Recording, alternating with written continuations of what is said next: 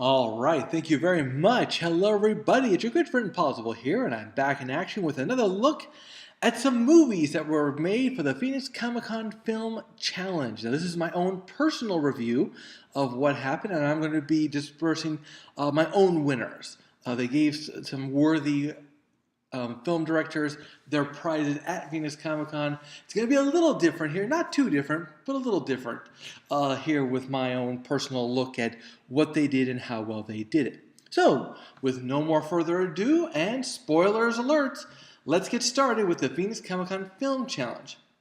Also, just so you know, we're going to be going in the order that they were shown. However, once we get to the last three, they're going to be, third, second, and first. So if you haven't seen yours yet and you notice that it's not in the order that they were presented, then maybe they're in the first, second, or third place. All right?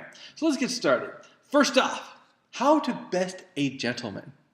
Now, this one started like twice, I think. It was a little confusing because it was supposed to be an old-timey steampunk western, okay? And you have this guy who is dressed up kind of like a more cowboyish version of C-3PO, for lack of a better term. He is wearing clothes, don't get me wrong, but his head has a big helmet on and he has metal hands. He writes with a quill and pen, How to Best a Gentleman, the name of the story. And he finally gets his challenge delivered to him, who is done by Iron Man. Ironically, this is a guy who actually had a face and had iron arms. So really it wasn't Iron Man, more like Iron Arm. But that's okay. It's all good. It's all good. They go through a series of challenges together. They do rock, paper, scissors, tea, patty cake, a staring contest, which is one of the best parts of the movie because the guy in the helmet, who looks like C-3PO in a way, he's got these round eyes. And he doesn't blink or anything. I don't know if he's a robot or if he's wearing goggles. I can't be sure. But the other guy across from him has got a human head. But apparently it's a draw. These are all ending in draws.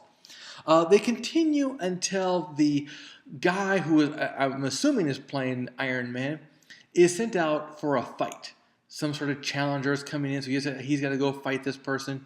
And I believe the other guy gets involved too. I don't really remember. It's been a week actually, now that I think about it. But the point is, they drop these plans, and it's like, well, we got the plans that we wanted somehow, in some way. Grant you, not to think too much about this movie, but it had some weird moments in it. To be fair, it was meant to be a comedy, and yet at the same time, the ending just was kind of confusing. I felt like I do with a lot of shorts. Could have used more time. Could have added an extra minute or two here or there for a little bit more explanation. But other than that, a fairly good show. Silent era film where you had the words pass it on and you didn't hear anybody talking or anything like that. So it was a good show. I enjoyed it. Next up, Crux. Crux is a movie that it was pretty heavy for this kind of thing. Basically, this is always supposed to be a versus, and you're supposed to use a certain word and have a certain prop in order. With Crux, it's told in what I will call a fast-forward flashback. Now, what do I mean by that? A fast-forward flashback is one where you're in this one part of the past and you're in this next part of the past, and you jump like that, and you just are really going through. At one point, you see this girl at a party. She's shy. A man eventually approaches her and offers her a drink. Then, fast forward, she's hanging out with friends.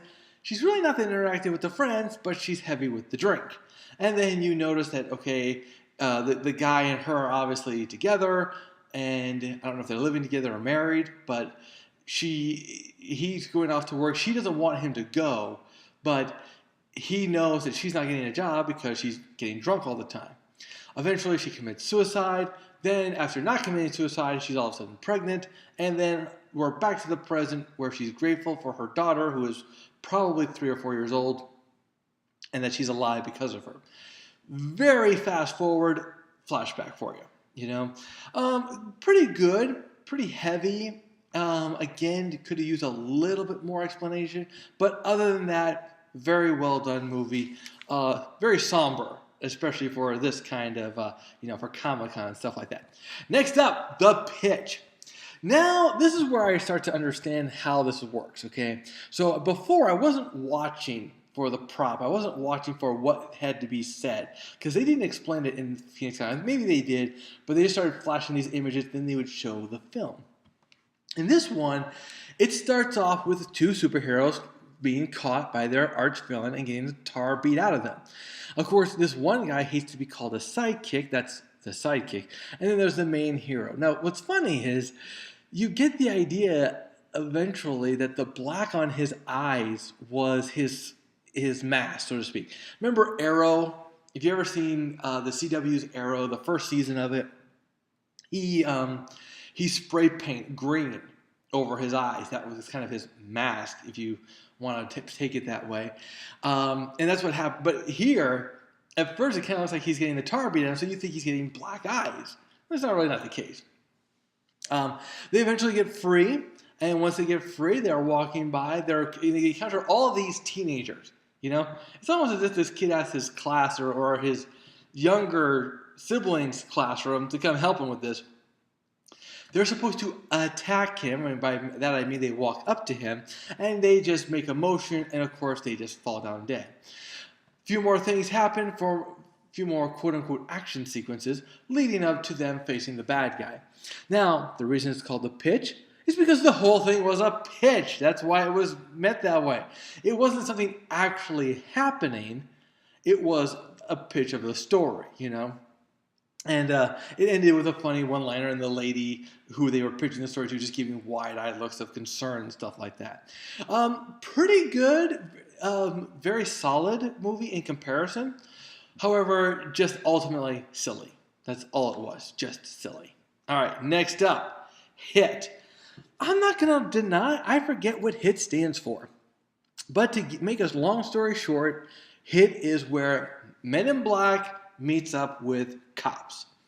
Now, this was done pretty well. You basically had this one guy driving along, explaining how his job works, making a Hulk reference, and then driving, pulling over. Remember Men in Black, the first one? Remember how they had an alien out of zone? I think that was similar to that. But he had to go find this person, and this person was a shapeshifter. His name is Dennis, okay? This was the highlight of the show. Dennis could always change everything about him. So at one moment, he's this woman. The next moment, he's this guy who's trying to be the mayor. And this guy was the highlight of the movie, I have to admit. He had his thumbs up the whole time, trying to be like, hey, I'm the mayor, I'm a politician, yeah, vote for me. And, trying to get away from the fact that he's been caught by MIB in this cop show. They open up the trunk, they find this device, and then they put Dennis in cuffs. And then they go through this explanation about what's going to happen, and then it ends. Now, again, I must say, when it comes to shorts, they're short. And I get that they did everything like they would do in Cops. But HIT succeeded because I wanted more. I didn't want it to end. I wanted to come back. I wanted more time with Dennis to see what other aliens they were going to encounter. So HIT, definitely a great job. Definitely worthy. I just wish they had a little bit more. That's all. So that's it for me. Now, next up, The Trials of Mallet Man. Basically, it starts off with this guy heading into what looks like a very cheap version of a Circle K. More like a Quickie Mart type of deal.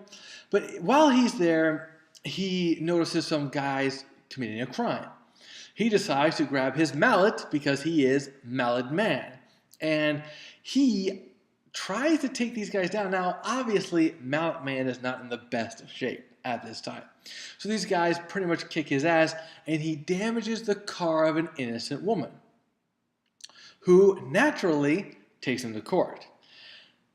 This is where the main crux of the story is. It's the court trial between the girl and this guy, Mallet Man, with all the usual tropes dealing with superheroes. And while it was supposed to be more of her versus him, or him versus the bad guys, this is more lawyer versus lawyer, as they try to argue how he's going to pay for it, how he's going to, make amends, if he should make amends. He's he's a citizen. He's a superhero. He shouldn't have to pay for the damages that is caused while he's saving lives and stuff like that. The thing that got me the most about the Trials of Mallet Man was the ending. Apparently the girl was a fan of his, and she really wanted to get his attention and everything. And the only way she could really do that is by suing him. So, was this all her plan? Did she just get really lucky? Was she stalking him? Some of these questions do come up. It's best not to think too deeply about it because it's all in good fun. Mallet Man was good. It could have just been a little bit better, but it was fine for what it was, and I really did enjoy it. Though I did find that the ending was just, I don't know, it just kind of came out of nowhere and it was just weird. But that's okay. It was still a fun movie. I still enjoyed it. Next up, 2016. Okay.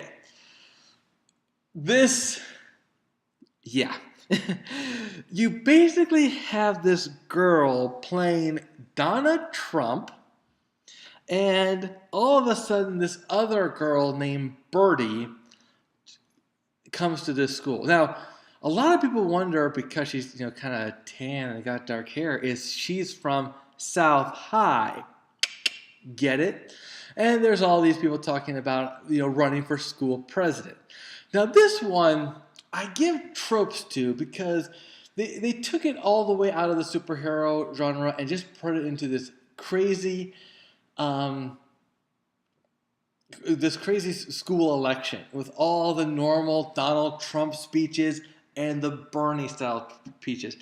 I'm not going to lie, one of the biggest drawbacks I had for this movie on a personal level was the fact that there was no Hillary Clinton reference.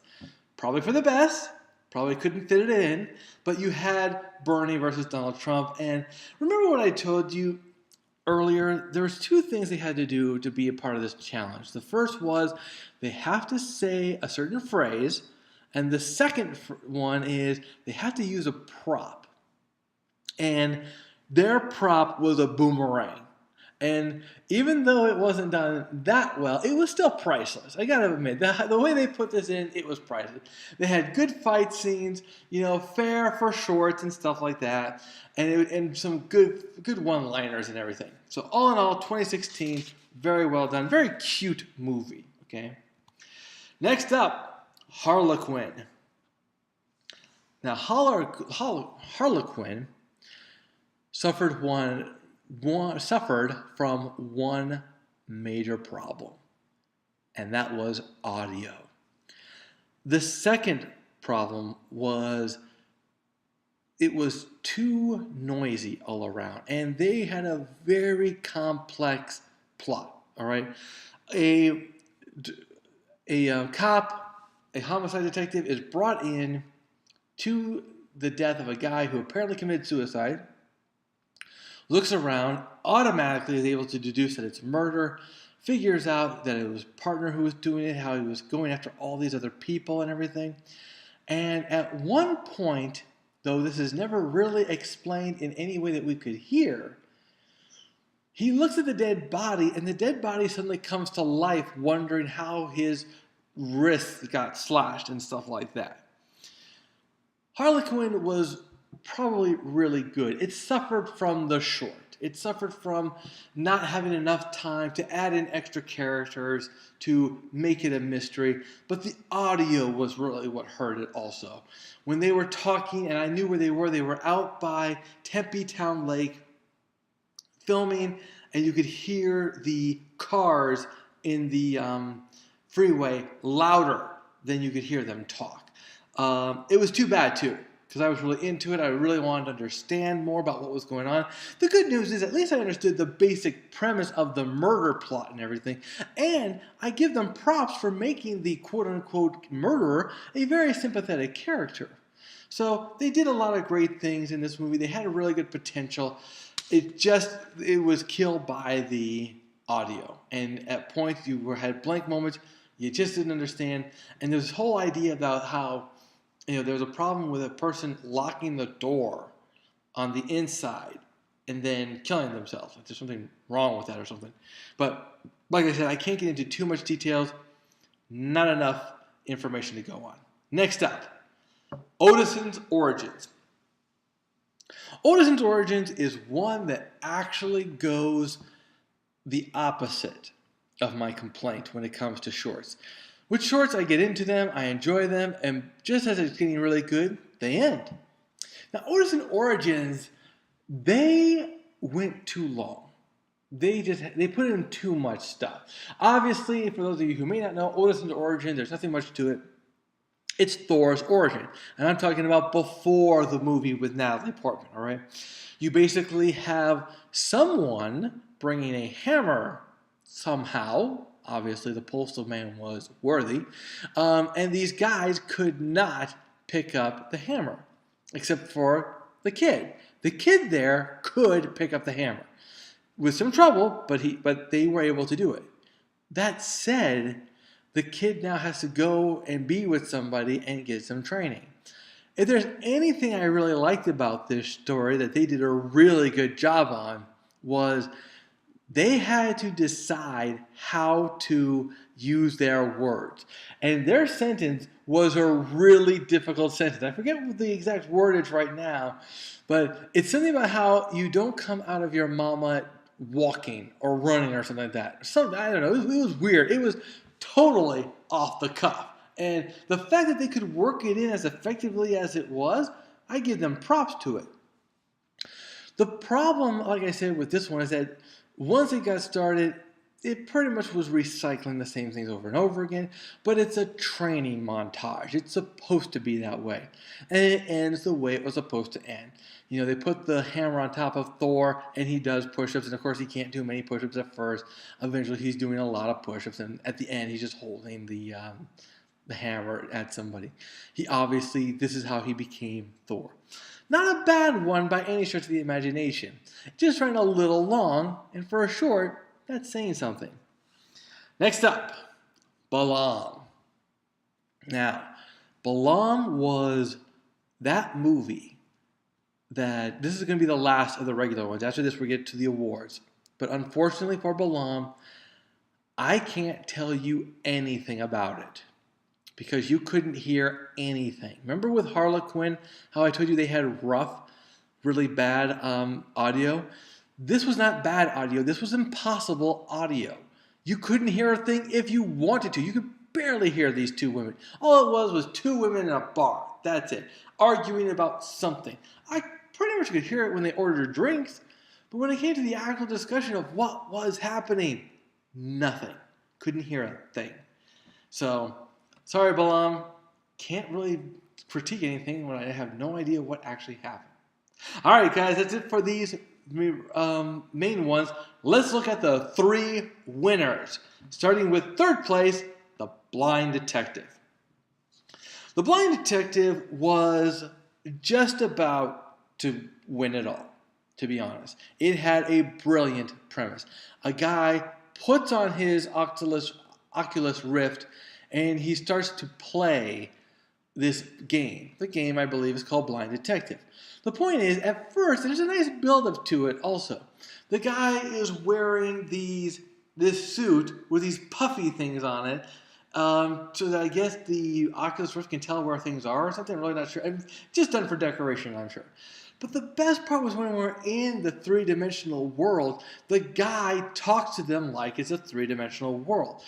And the people are acting like it's a three-dimensional world. Virtual reality world. I'm sorry. There's this one guy who is sweeping. And through no real special effects, through his own talent, he looks like one of those caricatures, non-playable characters you see in video games. The guy always has the same question. Do you have anything to tell me? And they respond. This guy repeats himself, so obviously he has nothing to say. The guy moves on to the next person. There's lots of good moments, video game moments, where he uses lingo. And he gets an award for it. There's a girl who comes up to him and gives him options. Would you like to stay or would you like to leave now? And they pop up in her hand in a neon sign and it looks really good. Where Blind Detective falls apart, though, is when we leave the the virtual reality world. And now, instead of being in virtual reality, we're with this criminal who, again, is wearing puffy things on him so that he can appear like an object in real life.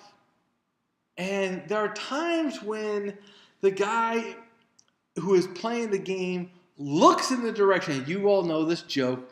He says, "You think you can hide from me? I knew you were there the whole time." And then a character from the game comes in and talks to him, whereas the criminal gets to hide in.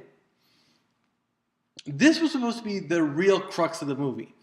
The guy wanders around his house, bumping into walls and playing the game, while the criminal does his best to dodge him, okay, to make sure that he's not seen. So there's all these moments. There's moments where they're fighting on the bed. There's a moment where he's just barely touching him. Then there's this moment where the guy has to go to the bathroom, and the criminal is right there. He gets peed on. Big funny joke, right?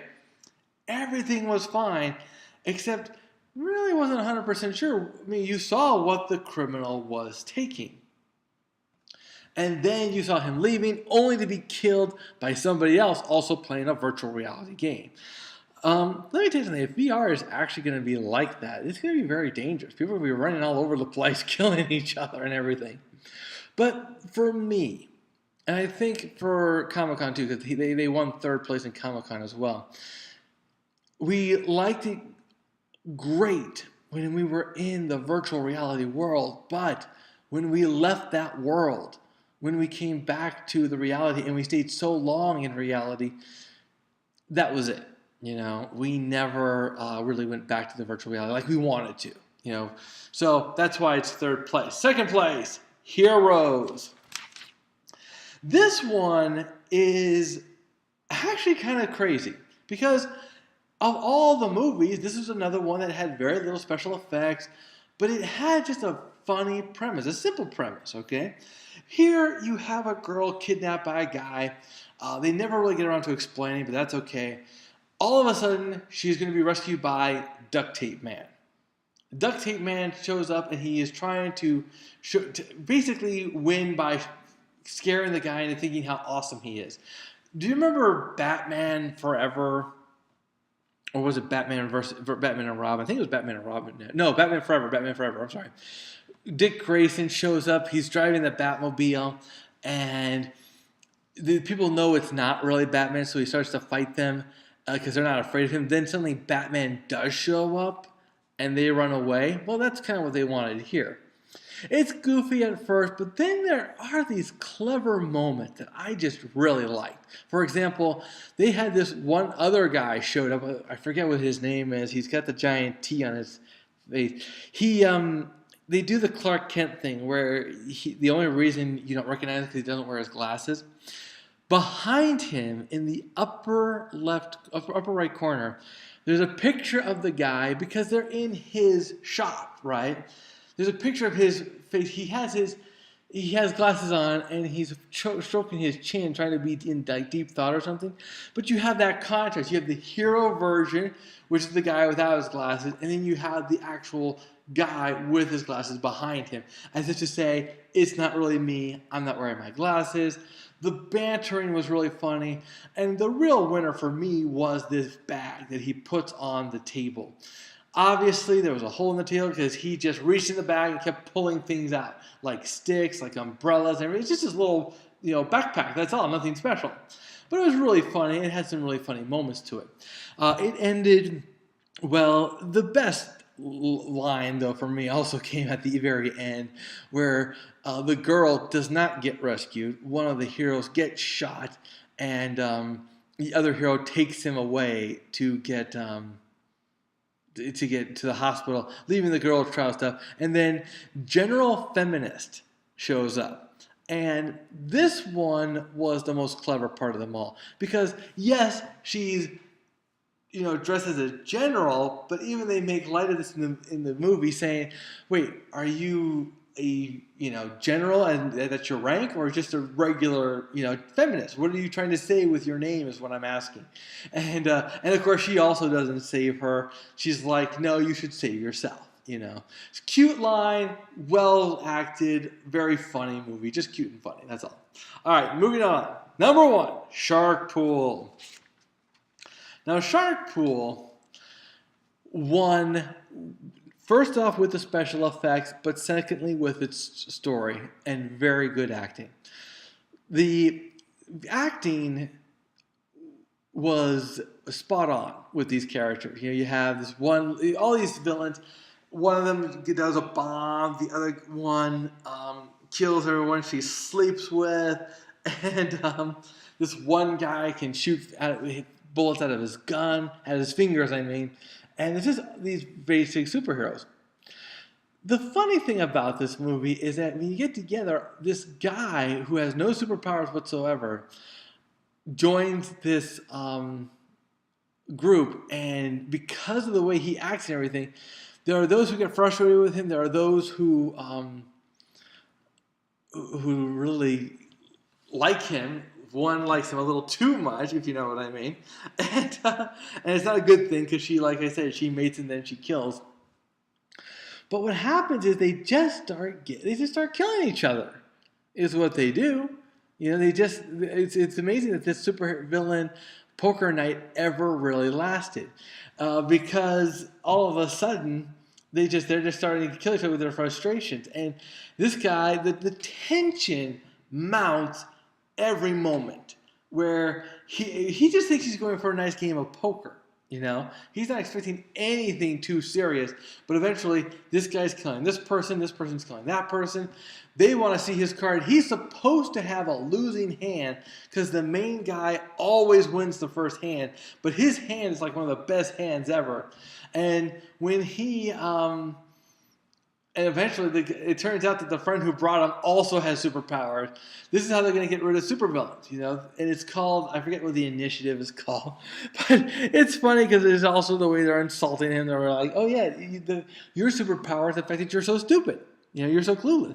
And we're going to talk to you about a certain initiative, kind of like the Avengers initiative, but with a different name and everything. Shark Pool again wins with special effects. A lot of these had really good acting, really good stories, really good dialogue, but this one also had really good special effects, and that's why it takes the first place on my spot. And it also took the first place at Phoenix Comicon.